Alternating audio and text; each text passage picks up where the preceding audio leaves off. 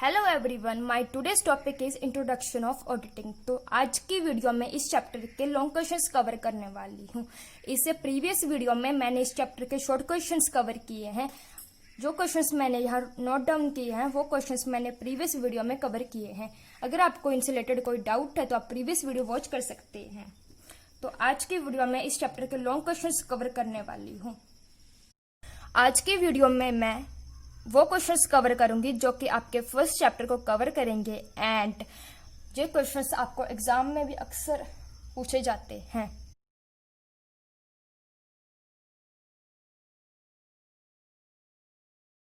Discuss the meaning and objectives of auditing.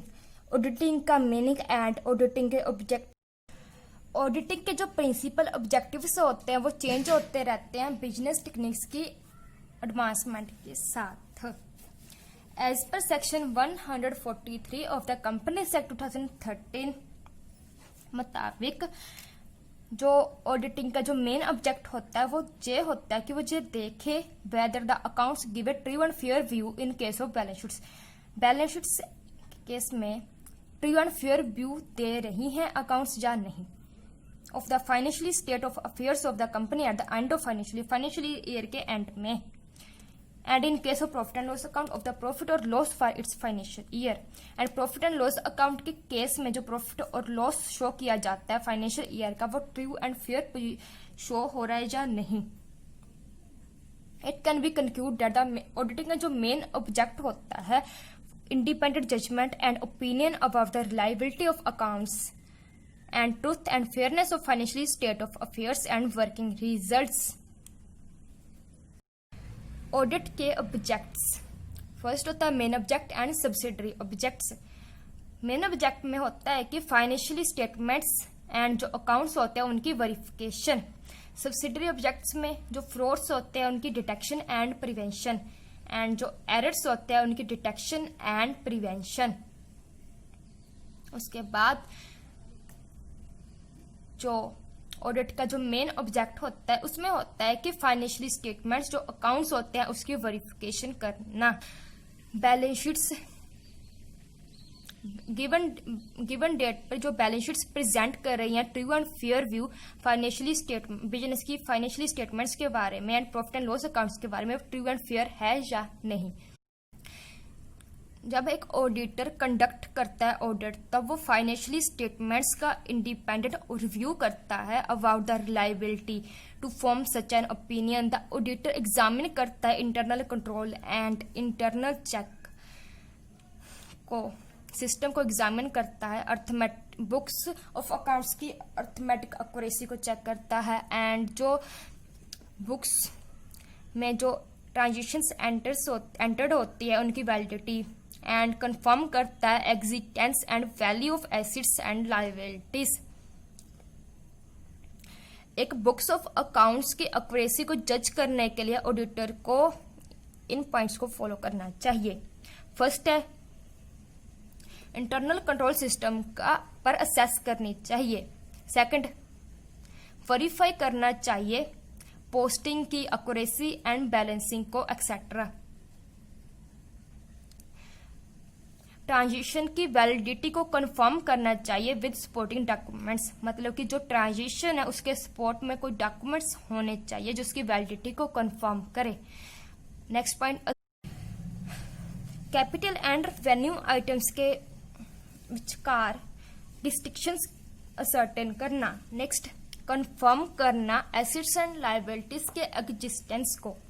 Next ascertain करना कि जो आज स्टेटेड रिक्वायरमेंट्स हैं बुक्स को मेंटेन करने की and records have been complied with. तो नेक्स्ट है ऑडिट के सब्सिडरी ऑब्जेक्ट्स क्या होते हैं। एक ऑडिटर के मेन ऑब्जेक्ट्स को हमने पढ़ लिया है जिसको मैं कुछ लाइंस में समराइज करती हूँ। एक ऑडिटर का मेन ऑब्जेक्ट होता है कि वो balance sheet and profit and loss account की ट्रूथ एंड फेयरनेस को चेक करे कि वो true and fair position show कर रहे हैं या नहीं एंड इसके लिए उसको इंटरनल कंट्रोल सिस्टम को असेस करना चाहिए एंड जो उसमें ट्रांजेक्शन्स की जाती है उसको सपोर्ट करने कुछ डॉक्यूमेंट्स होने चाहिए एंड उनकी पोस्टिंग एंड बैलेंसिंग की वो वेरीफाई करना चाहिए। तो नेक्स्ट हम ऑडिट के सब्सिडरी ऑब्जेक्ट्स को पढ़ते हैं, जिसमें फर्स्ट है फ्रॉड को डिटेक्ट एंड प्रिवेंट करना। Detection and prevention of fraud. तो फर्स्ट क्वेश्चन, फ्रॉड क्या होता है? तो फ्रॉड एक इंटेंशनली मिस रिप्रेजेंटेशंस होती है। तो यहाँ पर फ्रॉड को कहा गया है कि फाइनेंशियली इंफॉर्मेशन में इंटेंशनली मिस रिप्रेजेंटेशन करनी एक ज्यादा इंडिविजुअल्स के द्वारा मैनेजमेंट अमोंग मैनेजमेंट एम्प्लॉयर्स और थर्ड पार्टीज, तो इसको कहा जाता है फ्रॉड।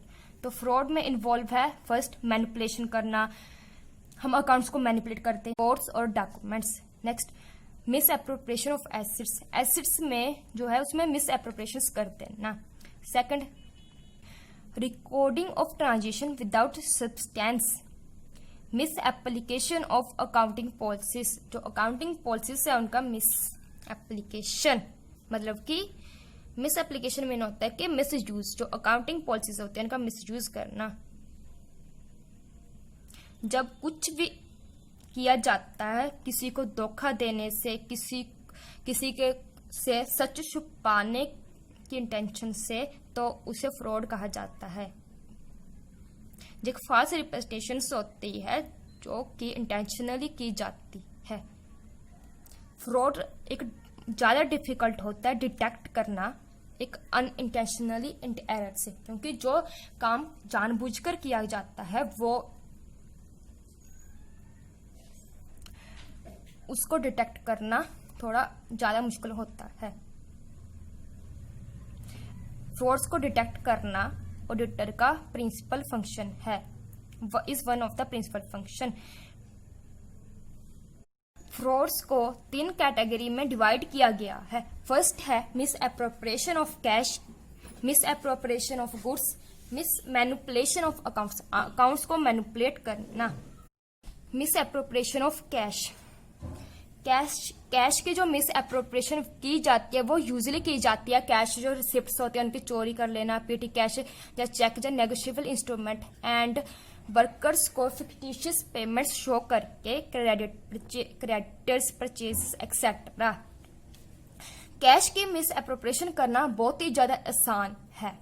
जब एक लार्ज स्केल बिजनेस में एक पर्सन बहुत ही लिटिल एफर्ट से कैश की मिस एप्रोप्रिएट कर सकता है, बिकॉज जो पर्सन कैश को हैंडल करते हैं एंड जो बिजनेस के ओनर होते हैं उनमें बहुत ही कम कॉन्ट्रैक्ट होता है।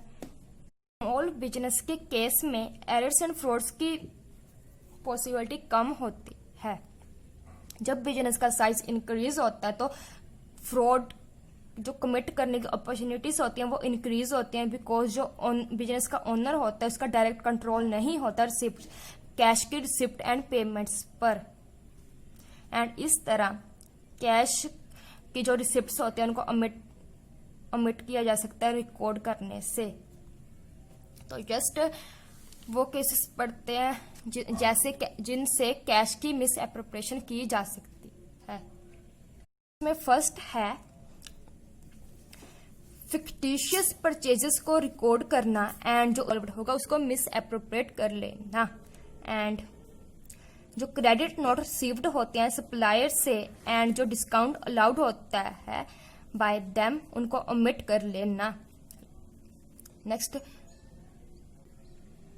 वेज शीट में डमी वर्कर्स को पेमेंट वेजेस की पेमेंट्स को शो करना एंड इस तरह मिस एप्रोप्रिएट कर लेना कैश जो उसमें इन्वॉल्व होगा। मतलब कि डमी वर्कर्स वो होते हैं, मतलब कि फेक वर्कर्स के नेम लिख लेना वेज शीट में एंड उनके नाम पर वेजेस शो कर लेना कि उनको पेमेंट्स कर दी गई हैं एंड जो उनको जो पेमेंट का जो एक्चुअली अमाउंट होगा वो खुद उसकी मिस एप्रोप्रिएट कर लेंगे वो।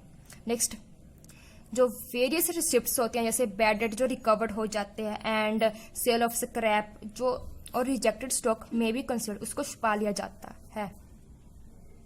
डोनेशन रिसिप्ट्स के रिकॉर्ड को ओमिट कर लेना बाय रिकॉर्ड उसका लोअर अमाउंट रिकॉर्ड करके डोनेशन की रिसिप्ट्स के रिकॉर्ड को ओमिट कर लेना on the counterfoils of the receipt book. Next, जो क्रेडिट सेल होती है उसको रिकॉर्ड नहीं करना एंड जो तब मनी रिसीव्ड होती है कस्टमर से उसे अपनी पॉकेट में डाल लेना। नेक्स्ट, जो cash sale teeming and lading method may be adopted in which money received from a customer in pocketed and जो when later on money received from another customer may be shown as and जब another customer से money received होगी तो उसे show करना former customer में। This process may be continue for a long time till the fraud is detected. तो ये process continue चलता रहता है जब तक कि फ्रॉड डिटेक्ट ना हो जाए।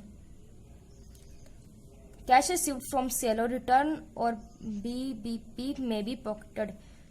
जो सेल से कैश रिसीव्ड होता है उसको अपनी पॉकेट में डाल लेना एंड जो सर्टेन फॉल्स पेमेंट्स होती है उसे शो करना कैश बुक की क्रेडिट साइड या एक्सेस अमाउंट ऑफ पेमेंट में भी शो करना। मिस एप्रोप्रिएशन ऑफ गुड्स की मिस एप्रोप्रिएशन करना आसान होता है उन बिजनेसेस के केस में जहां पर हाई वैल्यू की गुड्स में डील एंड उनको प्रोड्यूस किया जाता है। जो इस टाइप की मिस एप्रोप्रिएशन होती है वहां पर उसको डिटेक्ट करना इजी नहीं होता है, डिफिकल्ट होता है जब तक कि प्रॉपर रिकॉर्ड्स मेंटेन ना किए जाएं। तो गुड्स की कमी की जाती है इन तरीकों से की जा सकती है इन तरीकों से। फर्स्ट है जो सेल्स रिटर्न्स होती है उनके लिए फॉल्स क्रेडिट नोट इशू कर देना कस्टमर को एंड जो गुड्स होती है उसको मिस एप्रोप्रिएट कर लेना। एंड सेकंड, गुड्स को एम्प्लॉयज के द्वारा ही चुरा लेना गोदाम से। गुड्स की मिस एप्रोप्रिएशन को डिटेक्ट करना इजी नहीं होता है ओनली जब एक इफिशिएंट सिस्टम होता है रिकॉर्ड करने का एंड पीरियडिकली चेकिंग होती है, internal check and adequate security arrangements होते हैं तब हेल्पफुल होता है गुड्स की मिस एप्रोप्रिएशन को अवॉइड करना। जो गुड्स की मिस एप्रोप्रिएशन होती है वो डिटेक्ट की जाती है through checking of records and physical verification of stocks as well as purchases and sales very carefully। Goods की जब गुड्स की मिस एप्रोप्रिएशन को डिटेक्ट करना होता है तो उसके लिए जो ट्रांजेक्शन्स जब होती हैं तो उसको जब रिकॉर्ड किया जाता है उसको चेक करना एंड उसको फिर देखना स्टॉक का फिजिकल वेरिफिकेशन करना कि जो रिकॉर्ड्स में है वो सच में स्टॉक से गया है या नहीं and as well as purchases and sales very carefully. इसी तरह परचेजेस एंड जो सेल्स होती है उसे केयरफुली वेरीफाई करना चाहिए। मैनिपुलेशन ऑफ अकाउंट्स को मैनिपुलेट करना। जो अकाउंट्स को मैनिपुलेशन होता है जैविक फ्रॉड होता है जो कि किया जाता है अपर लेवल मैनेजमेंट के द्वारा डिफरेंट ऑब्जेक्टिव्स के साथ बिजनेस के अंदर या फिर बिजनेस के बाहर जो कुछ सर्टेन पार्टीज होते हैं उनको धोखा देने के उनके डिफरेंट ऑब्जेक्टिव से किया जाता है। जब जो फ्रॉड कमिट किया जाता है तो इसमें लार्ज अमाउंट इन्वॉल्व होता है एंड इंटेंशन से किया जाता है। ये फ्रॉड कमिट किया जाता है usually managers, directors and board of directors के द्वारा। यूजुअली जो अकाउंट्स की फाल्सिफिकेशन होती है वो की जाती है कैश और गुड्स की मिस एप्रोप्रिएशन के विदाउट मतलब उनके बिना की जाती है। तो जे अकाउंट्स को मैनिपुलेट किया जा सकता है जो फॉल्स एंट्रीज कर देना, expenses, sales and purchases, valuation of stock etc. The business accounts are falsified which may not result in a similar misappropriation। तो इस तरह अकाउंट्स को मैनिपुलेट करने के पीछे दो मोटिव्स होते हैं। जो तो फर्स्ट होता है कि शो लो प्रॉफिट, कम प्रॉफिट शो करना एंड सेकंड होता है कि ज्यादा प्रॉफिट शो करना। Showing low profit then the actually ones. तो इसके पॉइंट आगे तो ये कैसे किया जाता है? To give a wrong impression about success of the business to competitors. तो ये बिजनेस के जो कंपीटिटर्स होते हैं उनको बिजनेस की सक्सेस के बारे में रॉन्ग इंप्रेशन देने के लिए किया जाता है। नेक्स्ट, इनकम टैक्स की पेमेंट को अवॉइड करने के लिए। Next, to purchase shares at lower price in the market, market में लोअर प्राइस पर शेयर्स को परचेज करने के लिए। तो जैसे कि जो एक्चुअली प्रॉफिट्स होता है उससे अगर कम प्रॉफिट शो करेंगे, फॉर एग्जांपल अगर प्रॉफिट है 50 लाख, उसमें शो किया गया 30 लाख, तो जो इसका बिहाइंड मोटिव ये होता है कि जो कंपटीटर्स होते हैं उनको बिजनेस की जो एग्जैक्ट सक्सेस चल रही है उनको इसके बारे में पता ना लगे। तो ऐसा इसलिए किया जाता है इनकम टैक्स की पेमेंट को अवॉइड करने के लिए या फिर रिड्यूस करने के लिए। तो नेक्स्ट है, एक्चुअली प्रॉफिट से ज़्यादा प्रॉफिट शो करने के क्या रीजंस होते हैं या ऐसा क्यों किया जाता है। तो फर्स्ट पॉइंट है, मैनेजर को ज़्यादा कमीशन मिलता है अगर वो कमीशन कैलकुलेट किया जाता है प्रॉफिट अर्न बेसिस पर। To sell the shares at a high price by declaring high dividend, this is done when such person holds shares of the company। तो next point, जो the service of such person may be retained by showing more profit to the shareholder, thereby confidence of the shareholder is maintained। The next, to mislead financial institutions for obtaining further credit, the financial position of the business is shown better than what actually it is।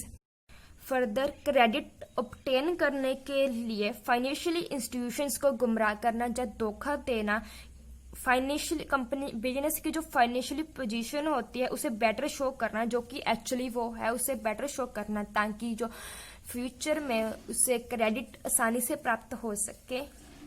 Next, जब company share issue करने के process में हो public को, तब वो उन shares के लिए मोर सब्सक्राइबर्स को अट्रैक्ट करने के लिए ऐसा करती है। Next, it may be done to show credit worthiness to creditors, bankers etcetera. Higher profits may be shown then but actually are, higher profits show किया जाता है जो कि एक्चुअली ज्यादा शो किया जाता है। To declare inflated rate of dividend. Next, falsification of accounts may be resorted by using following devices, means कि जो अकाउंट्स में मैनिपुलेशंस होती हैं वो इन फॉलोइंग डिवाइसेस को यूज करके अकाउंट्स को मैनिपुलेट किया जाता है। तो इसमें फर्स्ट पॉइंट है परचेजेस या एक्सपेंसेस में भी उनको इन्फ्लेटेड कर देना या फिर सुप्रेस्ड कर देना, मीन्स उनको इन्फ्लेटेड कर लेना या फिर उनको छुपा लेना। नेक्स्ट, सेल्स या फिर जो अदर इनकम्स होती है उनको इन्फ्लेटेड कर देना या फिर सप्रेस्ड कर देना। कम प्रॉफिट शो करने के लिए उनको छुपा लेना एंड ज़्यादा प्रॉफिट शो करने के लिए उन्हें इन्फ्लेटेड कर देना। स्टॉक में भी ओवर और अंडर वैल्यूड, स्टॉक को ओवर वैल्यूड या अंडर वैल्यूड करना। Omission of adjustment of expenses, outstanding और प्रीपेड एक्सपेंसेस। एसेट्स पर जो डेप्रिसिएशन होती है मे बी ओवर और अंडर चार्जड और ओमिटेड ऑल टुगेदर, मीन्स की डेप्रिसिएशन पर जो एसेट्स पर जो डेप्रिसिएशन होती है उसे ओवर या अंडर चार्जड करना या फिर ओमिट ही कर देना उसे एंट्री करने से। Next, treating capital expenditure as revenue expenditure और सीक्रेट रिजर्व्स क्रिएट करना प्रॉफिट को डिफ्लेट करने के लिए, या फिर जो प्रीवियस ईयर्स के सीक्रेट रिजर्व्स होते हैं उन्हें यूज करना प्रॉफिट्स को इन्फ्लेट करने के लिए शेयर होल्डर्स की नॉलेज के बिना। तो इस तरीके से भी अकाउंट्स को मैनिपुलेट किया जाता है। Next, outstanding expenses of current year, जो करंट ईयर की आउटस्टैंडिंग एक्सपेंसेस होती हैं या फिर प्रीपेड एक्सपेंस इनकम्स होती हैं प्रीवियस ईयर की, may not be adjusted to increase the profit, उसे प्रॉफिट को इंक्रीज करने के लिए एडजस्ट ना करना। जो आउटस्टैंडिंग एक्सपेंसेस होती हैं प्रीवियस ईयर की या करंट ईयर की प्रीपेड इनकम्स होती हैं उससे करंट ईयर के प्रॉफिट्स को इन्फ्लेट करने के लिए एडजस्ट ना करना। एंड नेक्स्ट पॉइंट है विंडो ड्रेसिंग। विंडो ड्रेसिंग हम सबको पता है कि क्या होती है। विंडो ड्रेसिंग बिजनेस की जो फाइनेंशियली पोजीशन होती है उसे इस तरीके से शो करना कि जो एक्चुअली से है उससे बेटर शो करना। एंड जो window dressing is more of miss representation than fraud, ये इन फॉलोइंग तरीकों से की जा सकती है। तो फर्स्ट है जो करंट ईयर की परचेजेस होते हैं उसे नेक्स्ट ईयर में शो करना एंड जो income of the preceding year may be shown as of current year. जो करंट ईयर की एक्सपेंसेस होती हैं उसे नेक्स्ट ईयर में शो करना। Showing short term liabilities as long, जो शॉर्ट टर्म लाइबिलिटीज होती है उन्हें लॉन्ग टर्म लाइबिलिटीज शो करना। Charging revenue expenses at capital expenditure, जो रेवेन्यू एक्सपेंसेस होते हैं उसे कैपिटल एक्सपेंडिचर की तरह ट्रीट करना। Over valuation of closing stock, over valuation of assets और अंडर वैल्यूएशन ऑफ लाइबिलिटीज। तो नेक्स्ट है, तो यहां तक हमारा जो था कि detection and prevention of frauds हमने कवर किया है, जिसमें हमने कवर किए हैं पॉइंट जो कि हैं कि फ्रॉड क्या होता है, फ्रॉड का मीनिंग, एंड बाद में फ्रॉड्स की टाइप पड़ी जो कि मिस एप्रोप्रिएशन ऑफ कैश, फिर गुड्स एंड अकाउंट्स की मैनिपुलेशन। इन तीनों को हमने डिटेल में पढ़ा है, तो हमने अच्छे से इसको समझा भी है। आई होप आपको अच्छे से क्लियर होगा। तो नेक्स्ट हम मूव करते हैं कि हम जो एरर्स होते हैं उसे डिटेक्ट कैसे किया जाता है एंड उसको फ्यूचर में प्रिवेंट कैसे करें। तो इसमें जर्नली जो पर्सन अकाउंट प्रिपेयर करता है उसकी केयरलेसनेस का रिजल्ट होता है एरर्स, एंड जो समटाइम जो एरर्स होती हैं जे अकाउंट्स की फ्रॉडलेंट मैनिपुलेशन का रिजल्ट होती हैं। एक ऑडिटर को केयरफुल होना चाहिए बिकॉज जो समटाइम जो एन अकाउंटिंग मैनिपुलेशन, जो अकाउंट की मैनिपुलेशन होती है, में appear to be an error during the course of auditing के कोर्स के दौरान जो एरर्स में be detected through auditing does not ensure detection of errors and frauds. Auditing ensure नहीं करती है कि सभी एरर्स एंड जो फ्रॉड्स हैं वो डिटेक्ट हो जाएंगे। Soul trader and partnership firms के केस में detection of errors and frauds एक इम्पोर्टेंट ऑब्जेक्टिव्स होता है। तो एरर समझते हैं क्या है। जैसे हमने फ्रॉड में पढ़ा था कि फ्रॉड इंटेंशनली की गई मिस रिप्रेजेंटेशंस होती हैं एंड एरर्स इसके ऑपोजिट है। एरर एक अनइंटेंशनली मिस्टेक होती है जहाँ बुक्स ऑफ अकाउंट्स में मिस डिस्क्रिप्शन होती है। रिकॉर्ड या डाटा में क्लरिकली या मैथमेटिकली मिस्टेक। सेकंड, ओवरसाइट और miss representation of facts, miss application of accounting policies. जो error is generally taken to be innocent and not deliberate. तो classification of errors होती है errors of principal, omission, commission, duplication, compensating errors की classification में इसकी 5 classification की गई है, जिसमें फर्स्ट हम समझेंगे एरर्स ऑफ प्रिंसिपल, जो प्रिंसिपल की एरर होती है। जो हमने अकाउंटिंग में पढ़े अकाउंटिंग के प्रिंसिपल। बुककीपिंग एंड अकाउंटेंसी के जो प्रिंसिपल्स हैं जब वो फॉलो नहीं किए जाते हैं ट्रांजेक्शन्स की आइटम्स को रिकॉर्ड करते वक्त, तब जो एरर होती है वो होती है एरर ऑफ प्रिंसिपल। एंड जहाँ कुछ एग्जाम्पल एरर्स की, तो फर्स्ट है जो इनकम की आइटम है उसे पोस्ट कर लेना पर्सनल अकाउंट में। लाइक एग्जांपल इसकी रेंट रिसीव्ड हुआ है उसे क्रेडिट कर लेना personal account of the person making payment. तो इससे क्या होता है, प्रॉफिट रिड्यूस होता है एंड बैलेंस शीट में क्रेडिटर्स इंक्रीज होते हैं। अगर आप बिजनेस कर रहे हो तो जो रेंट रिसीव्ड होगा वो बिजनेस की इनकम होगी, ना कि आपकी अपनी इनकम होगी। तो अगर आप उस इनकम को अपने पर्सनल अकाउंट में क्रेडिट शो कर रहे हो तो इसका मतलब आपको वो पेमेंट बिजनेस को करनी होगी। तो यस, अगर आप जो रेंट रिसीव्ड होगा उसको अपने पर्सनल अकाउंट में क्रेडिट शो करोगे तो उससे क्या होगा, प्रॉफिट रिड्यूस होगा एंड जो बैलेंस शीट में क्रेडिटर्स इंक्रीज होंगे। ऐसा क्यों होगा, क्योंकि समझो जो बिजनेस को जो रेंट रिसीव्ड होना था, मान लो आप जो बिजनेस को जो रेंट रिसीव्ड होना था आपने अपने अकाउंट में तो ट्रांसफर कर लिया, बल्कि वो बिजनेस में तो वो इनकम नहीं आई ना, जो इनकम बिजनेस को आनी चाहिए थी वो इनकम बिजनेस में नहीं आई, तो इससे उसके प्रॉफिट को फर्क पड़ेगा। मान लो वो रेंट रिसीव्ड हुआ 10,000 का, जो कि आपने अपने अकाउंट में ट्रांसफर किया था, तो जो इससे वो होनी थी बिजनेस में एंट्री थी, बिजनेस की एंट्री थी, बट आपने अपने अकाउंट में करके वो बिजनेस का वो 10,000 का प्रॉफिट रिड्यूस हो गया। मीन्स बिजनेस को अब वो 10,000 का प्रॉफिट नहीं होगा। इससे तो प्रॉफिट रिड्यूस होने का ये कारण होता है। एंड जो क्रेडिटर बैलेंस शीट में क्रेडिटर्स इंक्रीज क्यों होते हैं, तो वो बैलेंस शीट्स में क्रेडिटर्स इसलिए इंक्रीज होते हैं क्योंकि बिजनेस को वो इनकम रिसीव्ड होनी थी, बट वो इनकम नहीं रिसीव्ड हुई क्योंकि आपने अपने अकाउंट में क्रेडिट शो कर ली थी। तो इससे बिजनेस के क्रेडिटर्स तो इंक्रीज हुए ना, बिजनेस बैलेंस शीट्स में वो क्रेडिटर्स इंक्रीज होंगे बिकॉज बिजनेस में वो इनकम रिसीव नहीं हुई है, वो इनकम आपने अपने पर्सनल अकाउंट में क्रेडिट कर ली है। तो नेक्स्ट जो सेकंड है वो फर्स्ट की से सिमिलर है। अगर आपको फर्स्ट समझा गया तो आपको सेकंड भी समझा जाएगा। तो ये है जो आइटम होगी उसे पर्सनल अकाउंट में पोस्ट कर लेना। जैसे जो रेंट पेड किया जाएगा लैंडलॉर्ड को, वो पोस्टेड कर देना अकाउंट की डेबिट साइड। प्रॉफिट इंक्रीज होगा एंड बैलेंस शीट के डेटर्स एज वेल डेटर्स भी इंक्रीज होंगे। तो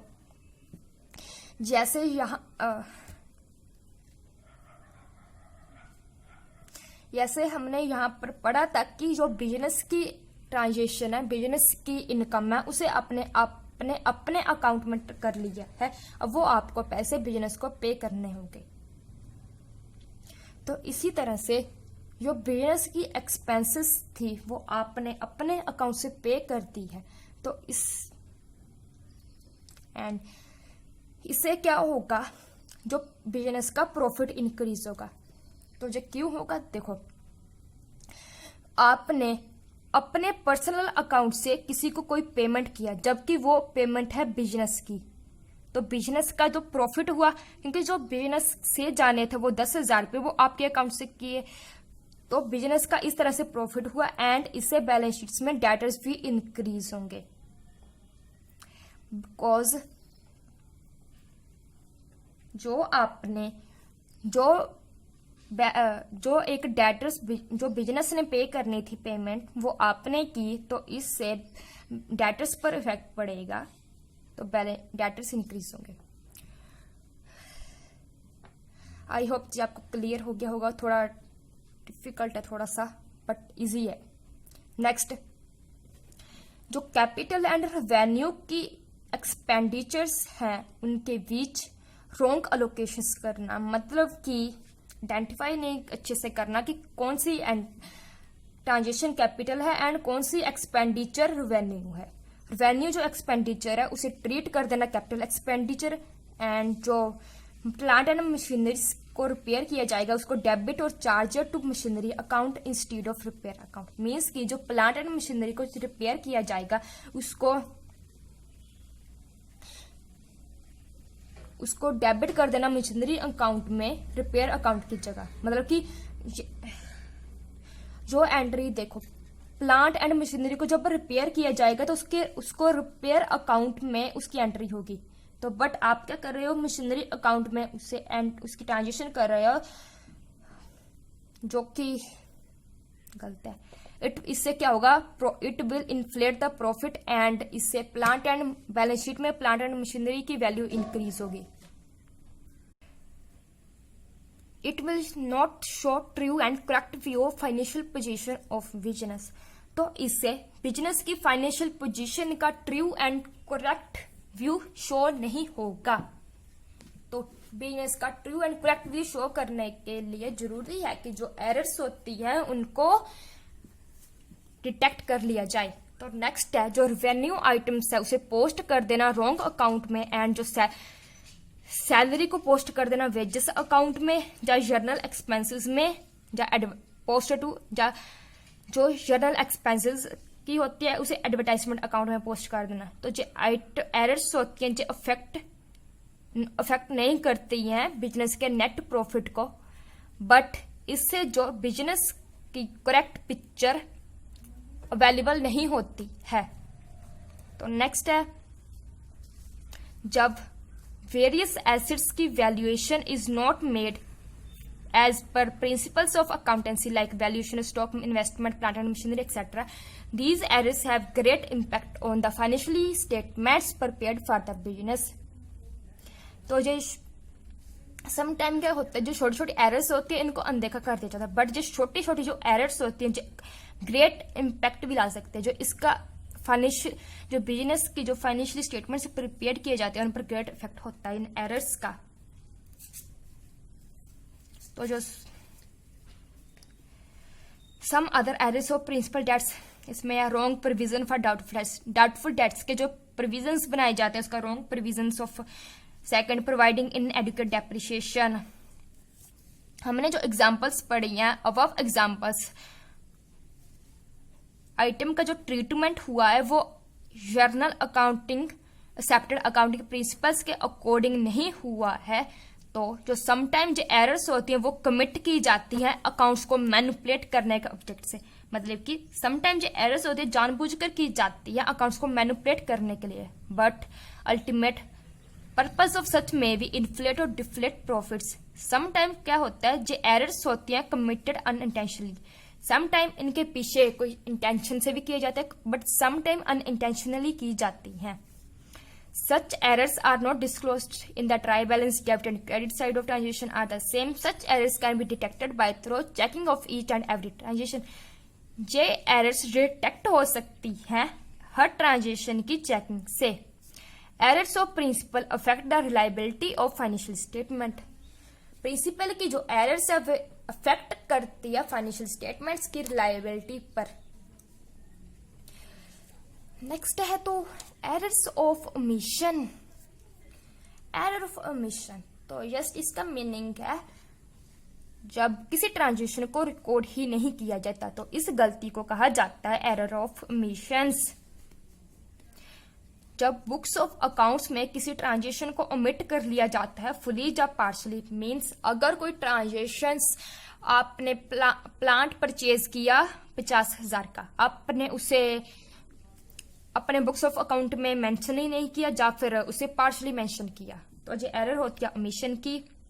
तो जो इस टाइप की एरर्स को कहा जाता है type errors of omission. Usually जो अराइज होती हैं due to mistake of clerk की मिस्टेक की वजह से, where the transaction is totally omitted from the books, transaction को टोटली ओमिट कर लेना बुक से जो अफेक्ट नहीं करती है trial balance and hence more difficult, इन ट्रायल बैलेंस को अफेक्ट नहीं करती है एंड इनको डिटेक्ट करना डिफिकल्ट होता है। जो एरर्स डिटेक्ट हो सकती है only be by carefully scrutiny. यहाँ कुछ एग्जांपल्स है इन ट्रांजेक्शन की जो कि फुली ओमिट कर ली जाती हैं बुक्स ऑफ अकाउंट से। तो फर्स्ट है परचेज डे बुक से परचेजेस को ही ओमिशन कर लेनी, मतलब परचेजेस जो हुए उनको लिखना नोट ही नहीं करना। सेल डे बुक में सेल्स को ओमिशन कर लेना। नेक्स्ट बुक ओमिटिंग कर लेनी एंट्री जो डेप्रिसिएशन चार्ज की जाती है बुक्स में। जो रेंट या इंटरेस्ट पेड किया जाता है for 11 months, the remaining amount which is unpaid और outstanding has not be recorded in books. जो above transactions ought to have been recorded in books of accounts but due to mistakes or oversight or carelessness have been totally omitted from books. Books से totally omit कर ली जाती है। जो mistakes can be जो mistakes detect हो सकती हैं very careful checking and verification से। सच ओमिशन ऑफ ट्रांजेक्शंस में बी अनइंटेंशनली और अदरवाइज। जो सर्टन केसेस में जो ट्रांजेक्शंस होती हैं जो पार्शली रिकॉर्डेड की जाती है, मीन्स कि जो एंट्रीज अफेक्ट करती हैं ट्रायल बैलेंस को, जहां कुछ एग्जांपल्स दी हुई हैं जो कि ट्रांजेक्शंस की जो कि पार्शली ओमिट कर ली जाती हैं बुक्स ऑफ अकाउंट से। तो परचेजेस की एंट्री जो कि सप्लायर्स के अकाउंट से ओमिट कर ली जाती है या फिर परचेज डे बुक के टोटल से omitted to be posted to purchase account. Next, sale की एंट्री को कस्टमर के अकाउंट से ओमिट कर लेना, जा total of sale day book omitted to the posted to sale account. Third, omission of cash receipt or payments to be posted to ledger from cash book. The sum of the errors of omission are easy to locate, such as there must be 12 entries on the debit side of salary or rent account during 1 year. If the number of entries is less than 12, the auditor can easily locate the omission. But जो omissions होती हैं, जो completely omitted होती हैं books से, उसे locate करना difficult होता है एक ऑडिटर के लिए. तो जो ओमिशन की एरर्स होती हैं मे बी इंटेंशनली या अदरवाइज, मतलब कि इंटेंशनली भी हो सकती है, अनइंटेंशनली भी. इन दोनों केसेस में प्रॉफिट और loss of the year is affected. जो ईयर का प्रॉफिट और लॉसेस अफेक्ट होंगे. तो नेक्स्ट है एरर्स ऑफ कमीशन. कमीशन के एरर्स, जब ओरिजिनल एंट्री की बुक्स में या लेजर में जो एंट्रीज होंगी वो इनकरेक्ट होंगी होली या पार्शली, तब इस तरह की एरर्स को कमीशन की एरर्स कहा जाता है. यूजली जो एरर्स अराइज होती है निग्लिजेंसी की वजह से, जो कि बिजनेस बुक्स ऑफ अकाउंट्स में कुछ बिजनेस ट्रांजेक्शंस की रिकॉर्डिंग में. जो errors may not affect trial balance, profit and loss account and balance sheet.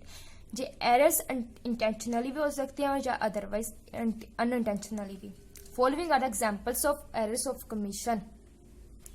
तो फर्स्ट है बुक्स ऑफ ओरिजिनल एंट्री में रॉन्ग रिकॉर्डिंग कर लेनी होली या पार्शली. जो गुड्स परचेज्ड की गई हैं 1000 की, उसे रिकॉर्ड करना इन परचेज डे बुक में 100 की. या फिर जो गुड्स परचेज हुई हैं 500 की from mister and corporation recorded as from and corporation in purchase day book. Such errors do not affect trial balance. तो ये ट्रायल बैलेंस को अफेक्ट नहीं करती. मीन्स की जो गुड्स परचेज की गई हैं 1000 की, उससे परचेज डे बुक में 100 की रिकॉर्ड करना. एंड सेकेंड एग्जाम्पल है गुड्स परचेज की गई हैं 500 की मिस्टर एंड कॉर्पोरेशन की तरफ से, एंड उसे रिकॉर्ड करना एंड कॉर्पोरेशन की तरफ से. तो इसके और एग्जाम्पल्स है wrong totalling of book of original entry. Original entry की बुक में रॉन्ग टोटलिंग, जो well totalling sale day book और purchase day book mistake is made in total. तो इसकी एग्जाम्पल्स रीड कर लेना. थर्ड है रॉन्ग पोस्टिंग, या पोस्टिंग करना रॉन्ग अकाउंट में. थर्ड, पोस्ट करना अकाउंट की रॉन्ग साइड में instead of debit an account it may be wrongly credit, मतलब कि जो अकाउंट डेबिट होना उसके क्रेडिट कर देना. ट्रायल बैलेंस में जो अकाउंट्स का बैलेंसेस कैरी फॉरवर्ड किया जाता है उसे रॉन्ग कैरी फॉरवर्ड करना. मतलब अगर 20,000 कैरी फॉरवर्ड करना तो उससे आप 30,000 कर लो या फिर 10,000. तो नेक्स्ट एरर्स ऑफ डुप्लीकेशन. तो जस्ट ये एरर्स कुछ सिमिलर सी थी, तो इसलिए मैंने जो इसकी एक एग्जाम्पल कवर करा दी, एंड बाकी आप अंडरस्टैंड कर लेना. अगर if you have any problem then comment. तो इसके फॉर एग्जाम्पल है wrong totalling of book of original entry. Original entry की बुक में रॉन्ग टोटलिंग, जो well totalling sale day book और purchase day book mistake is made in total. तो इसकी examples read कर लेना. थर्ड है रॉन्ग पोस्टिंग, या पोस्टिंग करना रॉन्ग अकाउंट में. थर्ड, पोस्ट करना अकाउंट की रॉन्ग साइड में instead of debit an account it may be wrongly credit, मतलब कि जो अकाउंट डेबिट होना उसके क्रेडिट कर देना. ट्रायल बैलेंस में जो अकाउंट्स का बैलेंसेस कैरी फॉरवर्ड किया जाता है उसे रॉन्ग कैरी फॉरवर्ड करना. मतलब अगर 20,000 कैरी फॉरवर्ड करना तो उससे आप 30,000 कर लो या फिर 10,000. तो नेक्स्ट एरर्स ऑफ डुप्लीकेशन. तो जस्ट ये एरर्स कुछ सिमिलर सी थी, तो इसलिए मैंने जो इसकी एक एग्जाम्पल कवर करा दी, एंड बाकी आप अंडरस्टैंड कर लेना। अगर if you have any problem then comment me. And next है, जब ट्रांजेक्शन्स रिकॉर्ड की जाती हैं twice and also posted twice in the ledger, जब कोई ट्रांजेक्शन रिकॉर्ड की जाती है 2 बारी एंड उससे लेजर में 2 बारी पोस्ट कर देना, सच इस तरह की एरर्स को कहा जाता। इस तरह की जो एरर्स होते हैं जो अफेक्ट नहीं करती हैं ट्रायल बैलेंस को, sometimes suppliers send the invoice in duplicate and both the copies of the bill are recorded separately। इस तरह की एरर्स को डिटेक्ट करना ज्यादा डिफिकल्ट है। Only through checking and comparing of vouchers with entries in books of original entry will रिवेल such errors. Will going through an account will reveal such of errors of duplication if 2 entries on the same side are appearing with the same amount। तो next है compensating errors. जब errors when an errors offsets the effect of another errors, such errors is known as compensating error। These errors do not affect agreement of trial balance, hence cannot be located by it। तरह की errors की कुछ examples है। First, X account is debited with 90 short and credit side of his account is under total by 90 and उसकी credit account की credit side 90 से under total हो। Second, sometimes जो under casting of one account is compensated by oversighting of an another account, such as X account is under total by 100 and Y account is over total by 100। जो compensating errors होते हैं जो main वो होती हैं जो कि एक एरर्स की अगर एक एरर्स हो रही है एंड उसी तरह दूसरी एरर हो रही है, वो एरर एक दूसरे को कंपनसेट कर रही हो, मतलब कि एक दूसरे को पूरा कर रही हो, मतलब कि उस एरर्स का कोई इफेक्ट ही ना हो पड़ रहा हो ट्रायल बैलेंस। जो एरर्स होती हैं वो लोकेट की जा सकती हैं posting, casting and total check करके, बिकॉज जो कुछ एरर्स होते हैं जो अफेक्ट करती हैं ईयर के प्रॉफिट को। अगर आपको ये वीडियो अच्छी लगी हो एंड आपको इस वीडियो से कुछ नया सीखने को मिला हो तो thank you and thanks for watching this video. Keep watching. मिलते हैं नेक्स्ट वीडियो में न्यू टॉपिक न्यू कंसेप्ट के साथ। तब तक के लिए bye bye, have a nice day.